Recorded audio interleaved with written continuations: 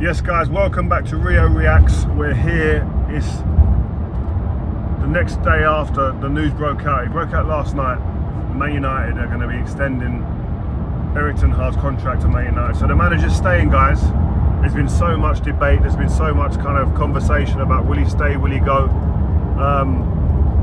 And Ineos have took a while, but I think they needed to. I think they needed to have a look at the reaction from the last day, the fallout from the season, do a real big kind of analysis on all of that. And it seems from what we hear, they've been speaking to other managers as well. So taking stock of all of that, they've now come to the decision that they're going to keep the manager. I actually thought that they may go another way. I said that in one of the 5 by 5 podcasts we've done before. I thought no matter what the result was in the cup final, that they may look for a new manager, but they may have gone to market and looked for a new manager, spoken to a few managers and thought, you know what, that ain't for us. And I think the things that he had going for him, Erik ten Hag, was that one, he'd won 2 trophies in 2 years, been in 3 finals, which he stated after the cup final, confidently, and rightly so.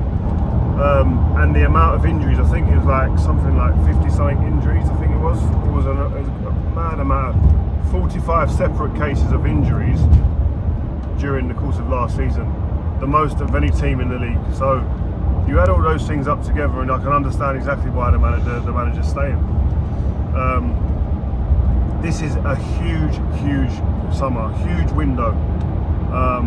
But I see it as opportunity. I've got to be honest with you. This is a great opportunity for Erik ten Hag now to really go and say, do you know what? Thank you for staying with me.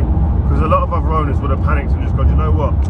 Nah, listening to the outside noise and just gone, do you know what? We need a new, fresh face. We're new as well. We're going to get someone new that's under us. But I think they've been, would I say brave? But they've gone the way that they see right, which is always is fine. It's their money. It's their business. But what he'll need to do is they'll have to recruit well. They'll have to recruit better. That's been one of the, I think, the poorest elements in the last few years. The recruitment within the club has been nowhere near the level it needs to be. I think you've got to look at the areas. Where have they got to look? They've got to get a fit Luke Shaw and Martinez next season. They've got to get games out of these guys. They can't afford to go like Luke Shaw. Listen, I don't think he could be disgruntled if the United says, you know what, because of your lack of game time, you're not giving us enough games over the course of your time here, we're going to go on to find another left back. I don't think he could grumble at that, but I think he's that good when he plays that he'll probably go again, and I understand that too. Martinez, you just want him to have a clean bill of health.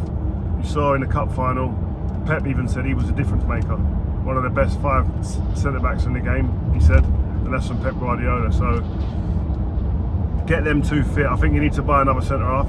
We do. I think we need to buy another centre back, definitely.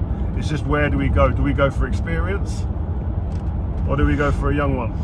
But Lenny Yoro, I think for me, is the young lad from France. Lille, I think he's top, huge potential, could be anything. I don't think Real Madrid are going to be in the market for a centre back, a young one as well. So I think he's there, ripe and ready to be taken. I would take him now, because I think you get a good 5 to 10 years out of him. Added to that, you've got a lot of players who are going on their last year of the contract. I think McTominay's one of them. I think Wan-Bissaka's one of them. I think, who else is one of them?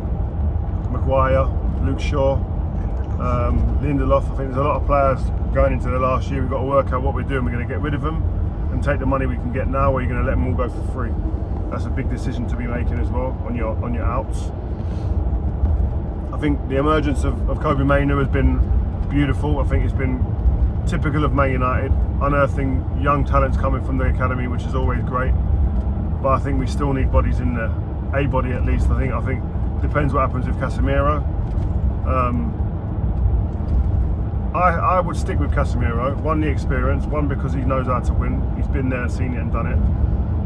And 2, the team can't play as open and as transitional as we did last season. And the reason why he played better last season, I think, was also, that was down to a lot of that the season before, we wasn't a transition team where there's big spaces, big ground to cover. He's never had to do that in his life. Played at Real Madrid, he's covering small areas, players are not too far around him. Dominated. Premier League's different, I know that, but I probably would persevere with him unless you're going to go and get a crazy offer. Obviously, the right wing area I think is a contentious area. You've got Anthony there. Does the manager think you can get more from him again next season? That's a big question mark to see what Anthony can do, because he hasn't done it consistently for Man United yet. Who else is in the market in that area? You've got Mason Greenwood. What do the club do with him? They've got a big decision to make there. I think obviously that's going to be Ineos taking the decision out of the manager's hands. What's he going to do with Rashford? How does he get the best out of Rashford? That will be the big conundrum.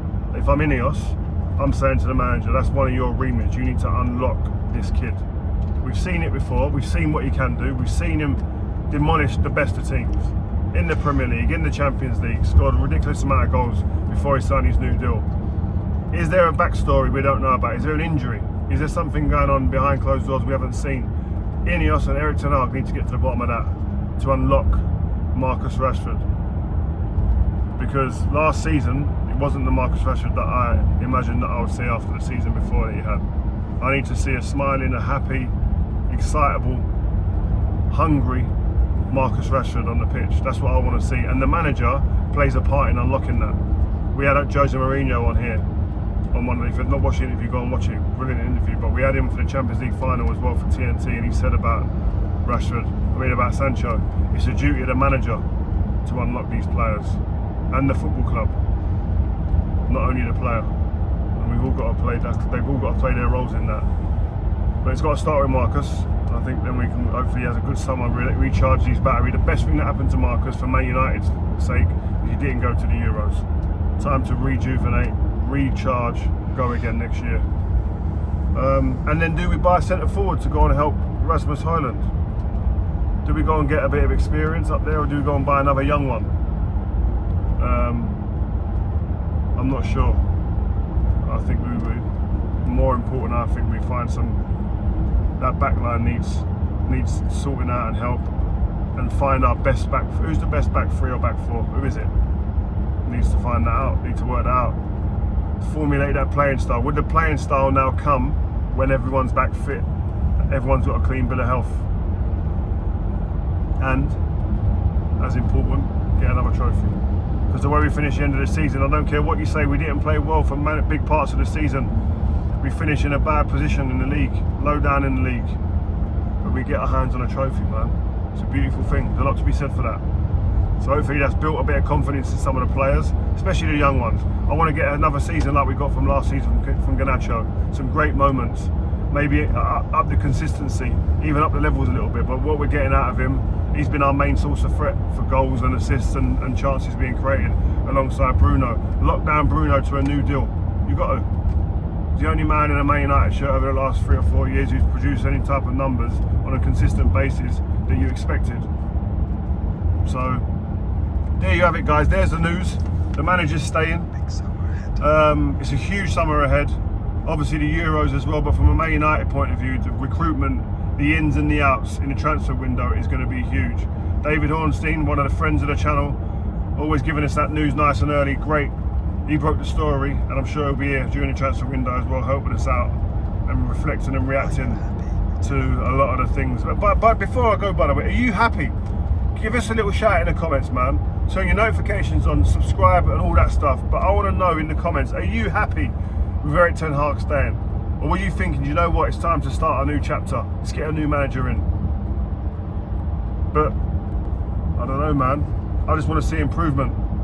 We're hearing they spoke to Tuchel, they spoke to Pochettino. God knows who else they spoke to. They obviously see something in Ten Hag. And I want it to be right. I want it to be real. I want it to be to turn out and be a better Roses and us win. We've got to go and get some bodies in, though. João Neves, the young Portuguese midfielder. Everyone I speak to in Portugal says this kid is the real deal. Let's test the water, man. Got a buyout clause, let's test it. Recruitment's key. Let's go.